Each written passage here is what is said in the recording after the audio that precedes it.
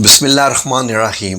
جی ناظرین، آپ نے اس ویڈیو کا ٹائٹل ٹھیک پڑھا ہے کہ جنات انسانوں سے ڈرتے تھے۔ تو کیا وجہ ہوئی ہے کہ آج انسان دنیا میں سب سے زیادہ جنات سے ڈرتا ہے؟ تو یہ کب تھا کہ جنات انسان سے ڈرتے تھے؟ کیا وجہ تھی؟ کیا انسان بہت بہادر تھا یا انسان کے پاس کیا ایسی چیز تھی کہ جنات انسانوں سے ڈرا کرتے تھے؟ جی ناظرین، یہ چیز میں آپ کو اپنے پاس سے نہیں بتا رہا، نہ یہ میرے علم کی بات ہے۔ یہ قرآن پاک میں سورہ الجن 72 نمبر سورت ہے قرآن پاک کی، اور اس کی آیت نمبر 6 میں جا کے پڑھیے تو اس کا ترجمہ آپ کو یہ بتائے گا کہ جنات انسان سے ڈرا کرتے تھے۔ تو ناظرین، حیرت کی بات ہے، ہوا کیا پھر؟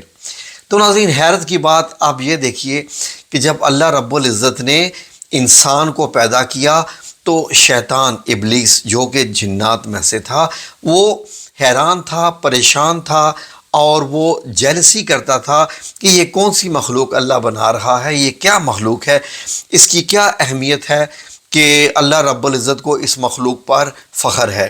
اور جب حضرت آدم علیہ السلام کو بنا کر آپ میں جان ڈالی گئی تو سجدہ کرنے کے لیے کہا گیا، فرشتوں نے کر دیا، ابلیس نے نہ کیا۔ وجہ کیا تھی؟ وَاسْتَكْبَرَ، کہ اس نے تو کیا تھا، کیا کیا تھا؟ تکبر کیا تھا۔ تکبر کس چیز کا کیا تھا؟ کہ میں آگ سے بنا ہوں اور یہ مٹی سے بنا ہے، یہ کیا کر سکتا ہے؟ لیکن ناظرین، جب فرشتوں کے سامنے اللہ رب العزت نے انسان کی اہمیت بڑھانے کے لیے یہ بات کہی کہ انسان کا علم ہر چیز سے زیادہ ہے، کہ انسان میں علم حاصل کرنے کی جو ہے وہ صلاحیت موجود ہے جو کسی اور مخلوق میں ایسی نہیں ہے، تو اللہ رب العزت نے فرشتوں کو بتایا کہ تم بھی ان چیزوں کے نام بتاؤ، اور فرشتے نہ بتا سکے تو حضرت آدم علیہ السلام نے ان کے نام بتا دیے۔ تو اللہ رب العزت نے کیا فرمایا؟ میں نہ تمہیں کہتا تھا کہ یہ مطلب علم میں زیادہ ہے۔ تو ناظرین، یہ دیکھ لیجئے، اس دنیا کو ہی اگر آپ دیکھ لیجئے تو اللہ رب العزت نے انسان کو اشرف المخلوقات میں بنایا ہے، تو اس انسان نے دنیا کا حلیہ بدل کر رکھ دیا ہے۔ اسی بنی نوع انسان نے دیکھ لیجئے کہ ہوا میں اڑتے جہاز، خلا میں سیٹلائٹس، اور کیا کیا کتنے، ایک سیٹلائٹس بھی نہیں، پورا ایک جال ہے سیٹلائٹس کا۔ اس کے علاوہ ٹیکنالوجی کی بھرمار دیکھ لیجئے، اونچی اونچی بلڈنگیں دیکھ لیجئے۔ انسان کے علاوہ کوئی ایسی مخلوق نہیں ہے جس نے دنیا کا حلیہ بدلا ہو۔ حالانکہ جنات کو اپنے اوپر فخر تھا، لیکن جنات نے کیا بنایا؟ ناظرین، حضرت سلیمان علیہ السلام نے جنات سے کام لیا اور ان سے سمندر میں غوطے لگوا کر جو ہے وہ موتی وغیرہ حاصل کیے یا محلات بنوائے، ایز اے ورکر استعمال کیا، ایز اے نوکر خادم استعمال کیا۔ تو ناظرین، اگر آپ حضرت سلیمان علیہ السلام کے دربار میں حضرت آصف بن برخیہ کا بھی علم دیکھیں کہ اللہ رب العزت نے فرمایا کہ ہم نے کتاب سے علم عطا فرمایا تھا کہ آپ نے علم کی بنا پر ملکہ بلقیس کا تخت جو ہے وہ آنکھ جھپکنے میں وہاں پر لا دیا تھا، جو کہ جنات بھی نہیں لا سکے تھے۔ تو جنات نے ڈرنا کب سے شروع کر دیا؟ ہم کیا کریں کہ ہم جنات سے نہ ڈریں؟ یعنی کہ ٹائٹل یہ ہے کہ جنات انسانوں سے ڈرا کرتے تھے۔ تو آئیں پہلے میں آپ کو سورہ جن کی جو آیات ہیں 7، ان کا ترجمہ آپ کی خدمت میں پیش کروں تاکہ آپ لوگوں کو پتہ چلے کہ یہ آیات پڑھنے سے انسان جنات سے زیادہ مضبوط اور طاقتور ہو جاتا ہے۔ ان جو صورتیں ہیں، اس صورت کی جو یہ آیات ہیں، ان کو رقیہ کے لیے بھی استعمال کیا جاتا ہے۔ رقیہ کیا ہوتا ہے؟ کہ اثرات ختم کرنے کے لیے۔ تو ناظرین، آئیں میں آپ کے سامنے ترجمہ پیش کرتا ہوں۔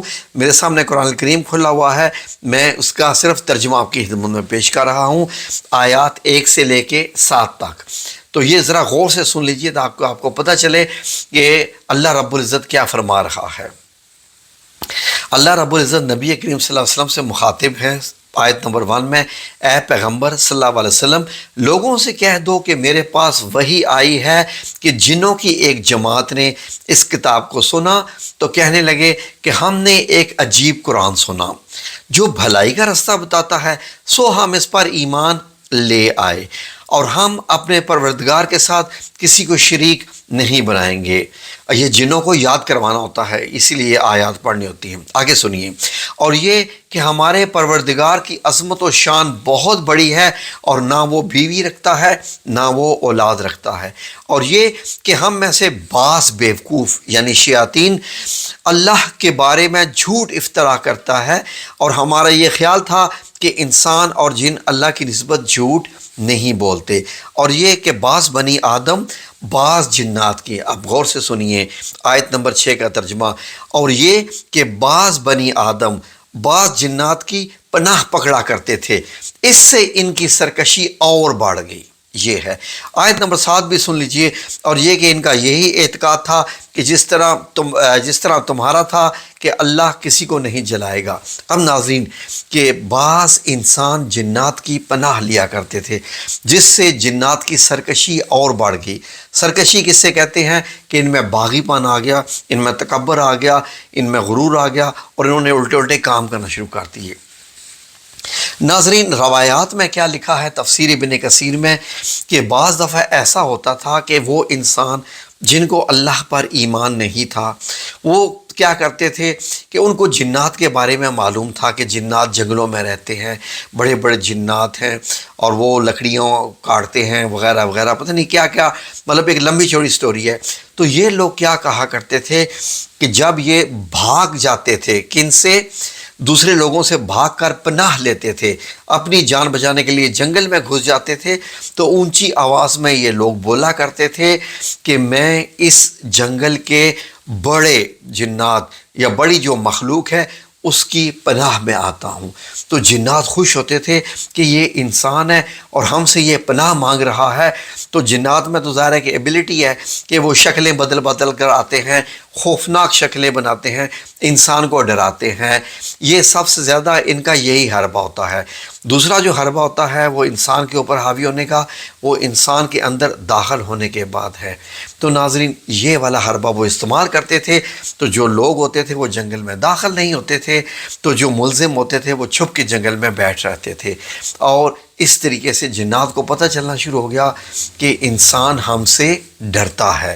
تو ناظرین انسان کے اوپر جنات نے حاوی ہونا شروع کر دیا کہ ہم سے یہ ڈرتے ہیں، کیونکہ جو داخل ہو گیا اور وہ اللہ کی پناہ نہیں مانگ رہا، وہ جنات کی پناہ مانگ رہا ہے، اور جو باہر کھڑے ہو جاتے تھے وہ ڈرتے داخل نہیں ہوتے تھے۔ ایک اور روایت میں بھی ہے لکھا ہوا تفسیر ابن کثیر میں، ایک دفعہ ایک شخص کے پاس کچھ صحابہ گئے، تو انہوں نے بتایا جی کہ وہ چرواہا تھا۔ اس سے انہوں نے پوچھا کہ ہاں تم بتاؤ اس کے بارے میں۔ اس نے بتایا کہ بہت پہلے کی بات ہے کہ نبی کریم صلی اللہ علیہ وسلم پر بعثت جاری ہو چکی تھی، آپ کے اوپر وحی نازل ہونا شروع ہو گئی تھی۔ یہ ان دنوں کی بات ہے کہ ایک بھیڑیا جنگل سے آیا اور ایک بکری کو لے کے جنگل میں چلا گیا۔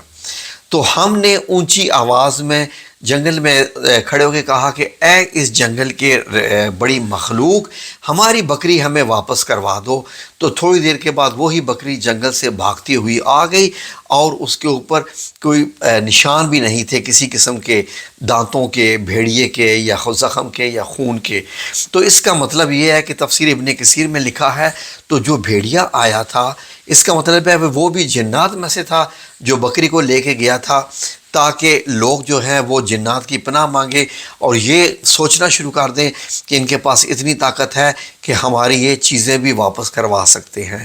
تو ناظرین آج بھی آپ اگر اپنے احساسات، اپنے اندر کا جو خوف ہے وہ ختم کر دیں تو جنات آپ کا کچھ نہیں بگاڑ سکتے، نہ ہی آپ کے اوپر کسی بھی قسم کے کالا جادو ہوگا، کیونکہ جب کہ موضعتین نازل ہو چکی ہیں، سورہ الفلق، سورہ الناس، سورہ الاخلاص بھی، اور سورہ البقرہ کی آخری آیات، سورہ فاتحہ، اور یہ سورہ جن کی اول آیات، آیت الکرسی موجود ہے۔